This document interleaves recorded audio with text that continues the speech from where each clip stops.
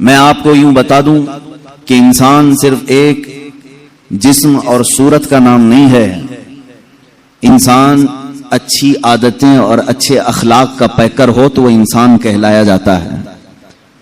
اور انسان کی سب سے عظیم چیز جو اسے ممتاز کرتی ہے، عزت بخشتی ہے، اس کے وہ اچھے عادات ہیں، اس کے اچھے اخلاق ہیں، جس کو آپ کیریکٹر کہیں، عادتیں کہیں اور جبلت کہیں، خصلت کہیں، یہ وہ تمام چیزیں ہیں جس میں انسان ڈھل کر کے سارے لوگوں میں ممتاز بنتا ہے۔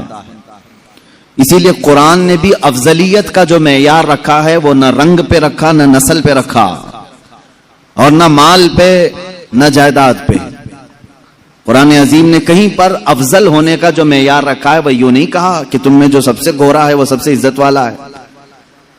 اللہ نے یہ نہیں فرمایا کہ تم میں جس کے پاس زیادہ مال ہے وہ عزت والا ہے، نہ ہی عمر کو رکھا گیا، کسی چیز کو نہیں۔ ہاں قرآن نے کہا ان اکرمکم عند اللہ اتقاکم، تقوی کو رکھا ہے کہ بے شک تمہاری جماعت میں سب سے افضل اللہ کے نزدیک وہ بندہ ہے جس کا تقوی زیادہ ہے۔ تقوی یہ اخلاق حسنہ کی چیز ہے۔ اخلاق کسے کہتے ہیں پہلے یہ سمجھ لیں، پھر ہم اخلاق مصطفیٰ پر بات کریں۔ انسان جب دنیا میں آیا ہے تو اس کے جینے کے انداز یہ بتاتے ہیں کہ اس میں کچھ اچھی چیزیں ہیں اور کچھ بری چیزیں ہیں۔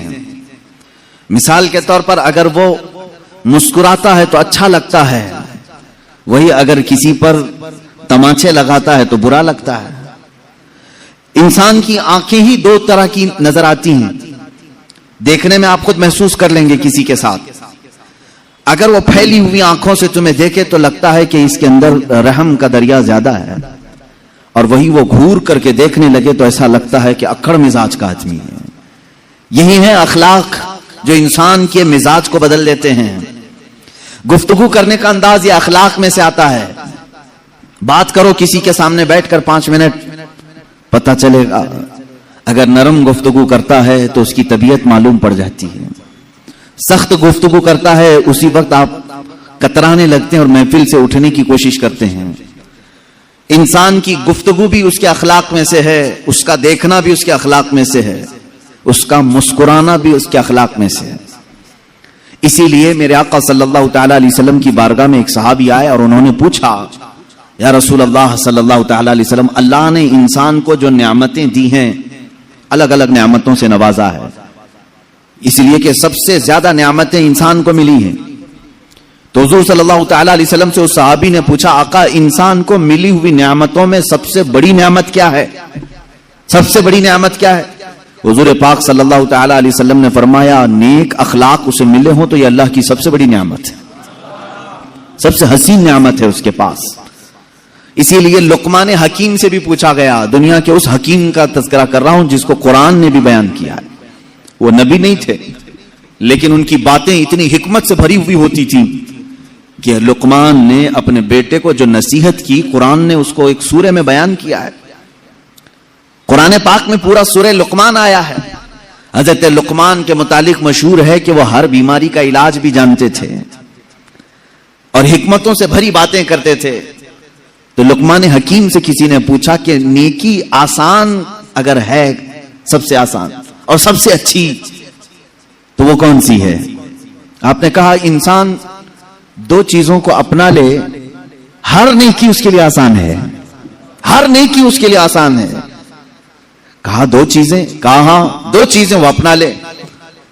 تو لوگوں نے پوچھا، اے لقمان وہ کون سی 2 چیزیں ہیں؟ لقمان حکیم نے کہا، ایک پہلی چیز یہ ہے جب بات کرے تو نرم بات کرے، جب ملاقات کرے تو مسکرا دیا کرے۔ کون سی بڑی مشکل چیز ہے؟ بہت آسان ہے۔ انہوں نے کہا نیکی بڑی آسان ہے۔ اسی لیے میرے آقا صلی اللہ تعالی علیہ وسلم کی حدیث بھی ہے، تبسمک فی وجہ اخیک صدقہ، تم اپنے بھائی کو دیکھ کر مسکراؤ تو بھی ایک صدقہ ہے۔ یہ اخلاق حسنہ ہیں۔ انسان کے کیریکٹر اس کا پتہ بتاتے ہیں۔ اور ایک بات، ایک صحابی نے یہ بھی سوال کیا حضور پاک صلی اللہ علیہ وسلم کی بارگاہ میں، آقا والدین اپنے بچوں کو کوئی گفٹ دینا چاہیں، ہدیہ دینا چاہیں تو کیا دیں؟ حضور پاک صلی اللہ تعالی علیہ وسلم نے فرمایا، باپ کی طرف سے دیا ہوا سب سے عظیم تحفہ اخلاق حسنہ ہے. اگر کسی بچے کو باپ نے اخلاق دیے ہیں گویا کہ اس نے اپنے بیٹے کو بہت بڑا گفٹ دیا ہے, بہت بڑا تحفہ دیا ہے. سمجھ جاؤ مسلمانوں, تم اگر گڈی گڈا لا کر کے بچوں کو بہلا دیتے ہو, ان کے برتھ ڈے میں کیک کاٹ کر کے ان کا دل بہلا دیتے ہو, تو یہ وقتی تحفے ہیں جو ختم ہو جاتے ہیں وقت کے ساتھ. لیکن جو اخلاق حسنہ ہیں وہ ایسا عظیم تحفہ ہے کہ وہ اپنے باپ کا بھی سر ہمیشہ اونچا رکھتا ہے. غریب نواز کو اگر اخلاق حسنہ میں ہم نے دیکھا ہے تو ضرور ان کی ماں اور باپ کی تربیت کا اثر ہے.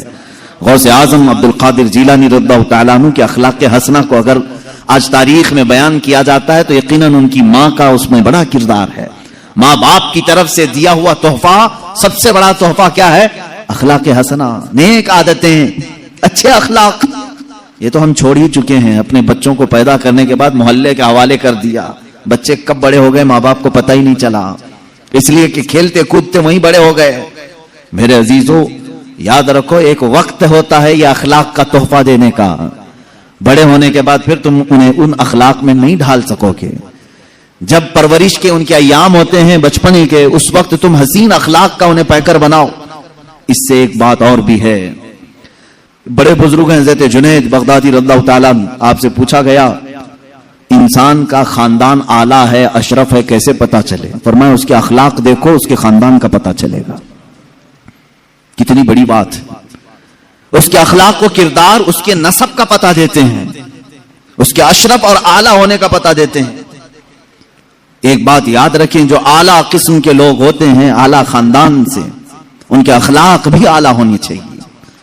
ہاں اگر اخلاق میں کھوٹ آ گئی تو پھر دنیا تمہیں شک کی نظر سے دیکھے گی کہ یہ نسب اس کا صحیح ہے یا نہیں ہے. نسب اگر گواں بیٹھتا ہے تو پھر اخلاق میں بھی گر جاتا ہے. اللہ حفاظت فرمائے. عزیزان گرامی, اخلاق کریمہ ایک ایسی بڑی دولت کا نام ہے جس کو تم بازار سے خرید نہیں سکتے. یہ کہیں ملتی ہوتی تو لوگ پیسے دے کر کے خرید لیتے. جانتے ہو آج بہت سارے ایسی تنظیمیں ہیں یا بہت سارے ایسے انسٹیٹیوٹ ہیں جہاں اخلاق سکھانے کے لیے ابھی اسکول شروع کیے گئے ہیں, اور کچھ وہ لوگ ہیں جو کیریکٹر سرٹیفکیٹ بانٹتے بھی ہیں. اس کا کیریکٹر کیسا ہے, اس کے اخلاق کیسے ہیں. کون لوگ؟ جو عورتوں کو ننگا ناچتے ہوئے دیکھ کر کے مسکراتے ہیں, ہنستے ہیں, وہ دوسروں کو اخلاق کی سرٹیفکیٹ دے رہے ہیں. کیریکٹر کی سرٹیفکیٹ دی جاتی ہے, اچھے کیریکٹر کی.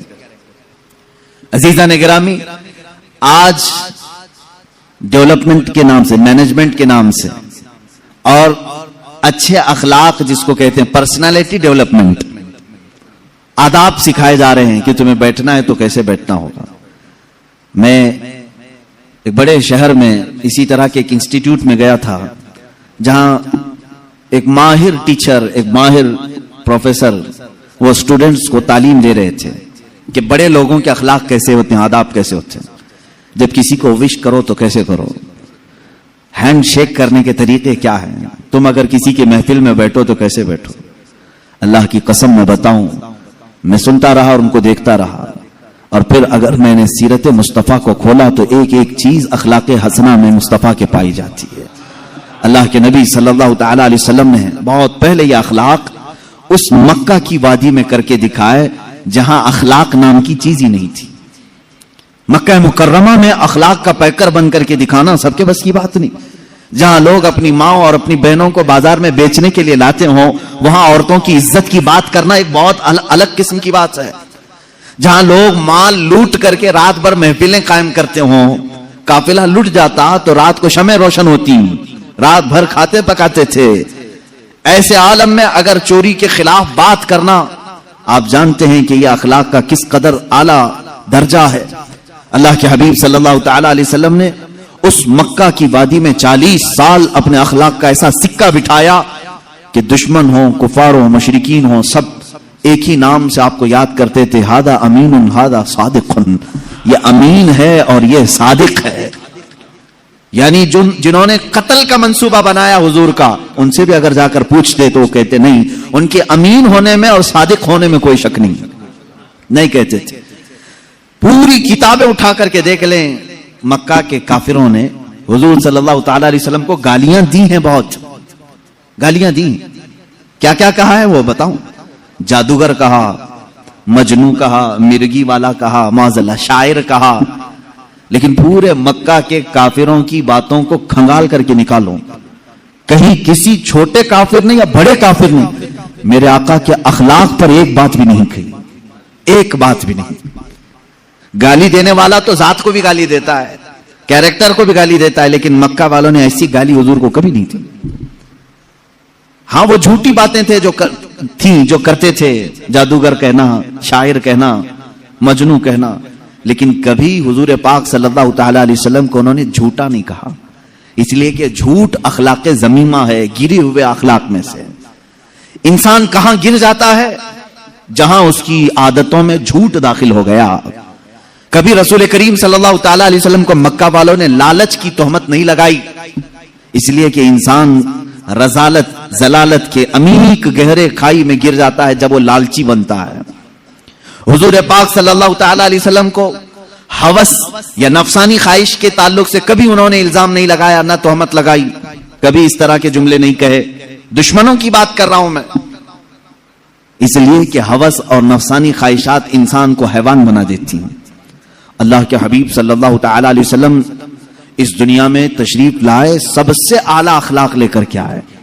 خود میرے آقا صلی اللہ تعالی علیہ وسلم کی زبان سے سنیں میرے عزیز و حضور فرماتے ہیں، بعثت لأتمم مکارم الاخلاق، میں دنیا میں اس لیے آیا ہوں کہ اخلاق کے پیمانے جتنے بھی ہیں سب سے اعلیٰ اخلاق تمہارے سامنے پیش کروں۔ ایک بات یاد رکھنا، قرآن نے کہا ہے حضور کے اخلاق کے بارے میں، وَإِنَّكَ لَعَلَىٰ خُلُقٍ عَظِيمٍ، اے حبیب آپ سب سے عظیم اخلاق پر پیدا کیے گئے ہیں۔ قرآن گواہی دے رہا ہے۔ اسی لیے ماں عائشہ صدیقہ رضی اللہ تعالیٰ عنہ کے پاس کچھ صحابہ آئے اور پوچھا، ماں آپ رسول کریم صلی اللہ تعالیٰ علیہ وسلم کی رفیق حیات ہیں، محبوب سید الانبیاء ہیں، آپ نے حضور پاک صلی اللہ علیہ وسلم کے شب و روز کو دیکھا ہے، حضور پاک صلی اللہ تعالیٰ علیہ وسلم کی سیرت کے کچھ جھلکیاں ہمیں بھی بیان فرمائے۔ سیدہ عائشہ صدیقہ رضی اللہ تعالیٰ عنہ نے سوال کرنے والوں سے یہ پوچھا، کیا تم لوگوں نے قرآن نہیں پڑھا؟ قرآن نہیں پڑھا؟ انہوں نے کہا ہم نے قرآن پڑھا ہے، ہم بات کر رہے ہیں، آپ سے سوال کر رہے ہیں حضور پاک کے اخلاق کے۔ ماں عائشہ صدیقہ رضی اللہ تعالیٰ عنہ فرماتی ہیں، کان خلقہ القرآن، قرآن پڑھو، یہی سارے اخلاق میرے مصطفیٰ کے ہیں۔ قرآن سے ہٹے ہوئے ایک بھی عادت اللہ کے حبیب صلی اللہ تعالیٰ علیہ وسلم کی ذات میں نہیں ہے۔ دنیا کے بڑے بڑے جو اسکالر آئے یا پھر جو لوگ جس کو کہتے ہیں ریولیشن لے کر کے آئے یا اخلاق کی بات کرنے والے آئے، ان میں اور میرے آقا صلی اللہ تعالیٰ علیہ وسلم میں ایک بڑا فرق یہ ہے، لوگوں نے اخلاق اور کیریکٹر دنیا والوں کو تو بتائے لیکن خود اس سانچے میں پورے اتر نہیں سکے، لیکن نبی کی ذات وہ ہے جس اخلاق کی بات کی پہلے وہ اخلاق حضور کی زندگی میں پائے جاتے ہیں۔ سچ بولنے کا حکم فرمایا حضور پاک صلی اللہ علیہ وسلم نے، پوری 63 سالہ زندگی کا ایک دن ایک لمحہ کسی نے حضور صلی اللہ تعالیٰ علیہ وسلم کو جھوٹ نہ کہتے ہوئے سنا، نہ کسی کو مذاق میں بولتے ہوئے سنا، کبھی نہیں۔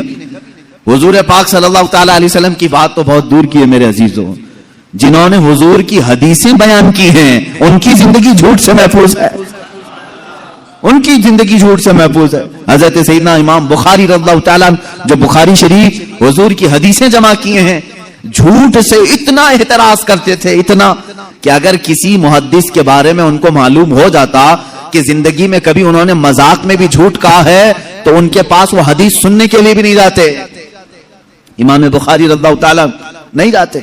حدیث رسول بیان کرنے والوں کی یہ شان ہے کہ پوری زندگی انہوں نے جھوٹ نہیں کہا، تو رسول پاک صلی اللہ تعالیٰ علیہ وسلم کے اخلاق کریمانہ کا کیا حال ہے؟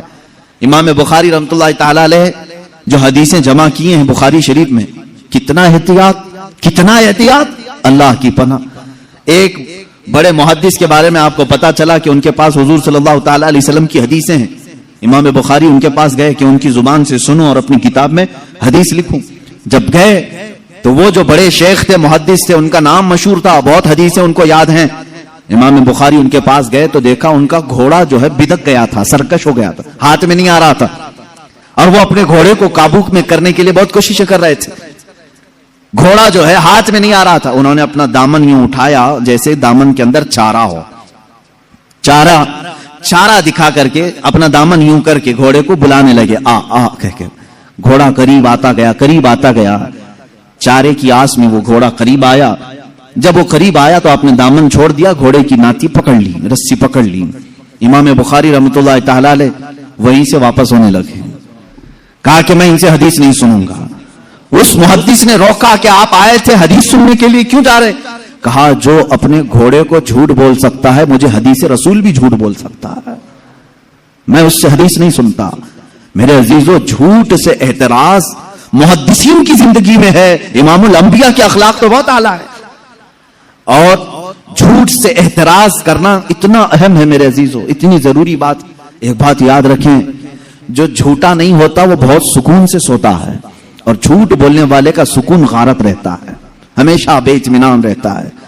ایک سچ کو چھپانے کے لیے اس نے جھوٹ بول دیا, لیکن اس جھوٹ کی لاج رکھنے کے لیے اس کو اور 100 جھوٹ بولنے پڑتے ہیں. اس کے علاوہ الگ الگ گڑنا پڑتا ہے. دوسرا جھوٹ, پھر تیسرا جھوٹ, پھر چوتھا جھوٹ. یہ جھوٹ اخلاق ذمیمہ ہے, گرے ہوئے اخلاق میں سے ہے. اور میرے آقا صلی اللہ تعالی علیہ وسلم کے اخلاق اس جھوٹ کے اپوزٹ ہے. حضور اکرم صلی اللہ تعالی علیہ وسلم کے لقب میں صادق نام ہے. کیا آپ نے نہیں سنا حضور صادق الامین ہے؟ اللہ کے نبی صلی اللہ تعالی علیہ وسلم کے اخلاق کو اپناؤ میرے عزیزو, جھوٹ کو اپنی زندگی سے نکالو, یہاں تک کہ اپنے بچوں کو بھی اس کی سختی سے تاکید کرو. فارسی میں ہم نے ایک مقولہ پڑھا تھا, دروغ گورا حافظہ نہ باشد. جھوٹ بولنے والے کی یادداشت کمزور ہو جاتی ہے, اس کو یاد نہیں ہوتا. قرآن یاد کرنے والا ہو, کوئی بھی کتاب یاد کرنے والا ہو, وہ یہ سمجھ لے کہ جھوٹ بولے گا تو اس کا حافظہ کمزور ہو جائے گا, یادداشت سلامت نہیں رہتی. جھوٹ ایک ایسی نحوست ہے جو انسان کی زندگی کی طمانینت اور اس کی سکون کو غارت کر دیتی ہیں. اسی لیے میرے آقا صلی اللہ تعالی علیہ وسلم کے پاس ایک شخص آیا اور اس نے کہا کہ میرے پاس بہت بری عادتیں ہیں, بہت ساری, میں بیان تو نہیں کروں گا لیکن میں سب نہیں چھوڑ سکتا. کوئی ایک چیز آپ بولیں ایک ہی چھوڑوں گا, لیکن وعدہ کر کے چھوڑوں گا. شراب پیتا ہوں, جوا کھیلتا ہوں, یا جو بھی کام ہیں, بہت ساری بری عادتیں ہیں, لیکن آپ ایک عادت کو بولے میں چھوڑ دوں گا, وعدہ کروں. حضور نے فرمایا پکا وعدہ کرے گا؟ اس نے کہا ہاں. اللہ کے نبی صلی اللہ تعالی علیہ وسلم نے فرمایا ٹھیک ہے, آج سے تو صرف جھوٹ چھوڑ دے, آج سے تو جھوٹ چھوڑ دے. جب بھی میں تجھ سے سوال کروں گا تو جھوٹ نہیں بولے گا. اس نے کہا بالکل. میں نے آپ کے ہاتھ پر ہاتھ رکھا, وعدہ کر لیا. عرب کے لوگ بڑے پکے بھی ہو جاتے تھے, کسی بات کا عزم کر لیتے تو اس پر اٹل ہو جاتے. بہت ساری برائیاں چھپی ہوئی تھیں, معلوم نہیں تھی, لوگوں پہ ظاہر نہیں تھی. کہا دوسری نہیں چھوڑوں گا میں. کہا ٹھیک ہے, دوسری نہیں چھوڑنا, ایک جو آپ نے کہا وہی چھوڑوں گا. گھر گیا, اس کے بعد اس کی دوسری جو عادتیں تھیں, خواہ وہ شراب کی ہو یا جوے کی ہو, جیسی اس عادت کے قریب جاتا اسے میرے آقا صلی اللہ علیہ وسلم کا خیال آتا, کل اگر محفل میں جاؤں گا, حضور نے اگر سوال کر لیا کل شراب پیا تھا, وعدہ کر کے آیا ہوں, جھوٹ تو نہیں بول سکتا, اور سچ بولوں گا تو سب میں ذلیل بھی ہو جاؤں گا, کوڑے بھی کھانے پڑ سکتے. جوا کی طرف اگر دھیان گیا تب پھر خیال آیا کل اگر اس کے بارے میں پوچھا گیا تو کیا جواب دوں گا. جھوٹ تو نہیں بول سکتا, آج وعدہ کر کے آیا ہوں. ایک رات میں ہر برائی کا خیال کرتا رہا اور پھر میرے مصطفیٰ کا بھی خیال آتا رہا. دوسرے دن وہ سکون کی نیند سو کر آیا, بارگاہ مصطفیٰ صلی اللہ علیہ وسلم میں حشاش وشاش طبیعت تھی.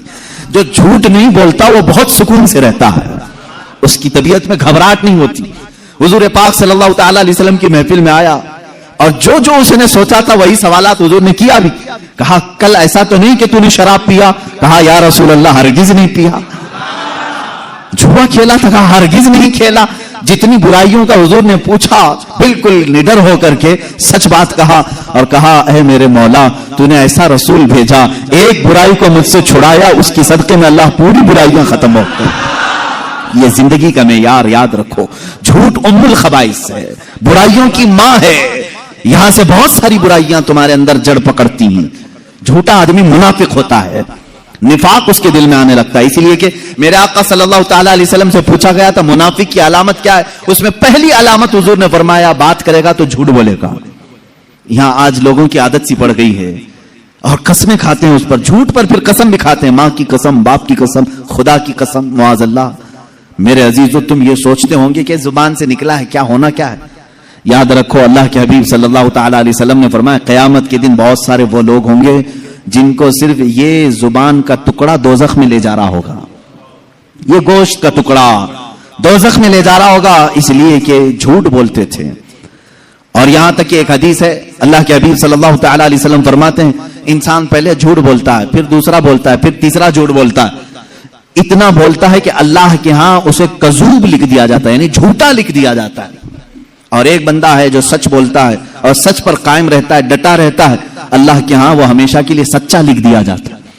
تمہارے اندر ہے اختیار ہے، تم کیا کرنا چاہو گے، کون سی خصلت اپنانا چاہو گے۔ اور جھوٹ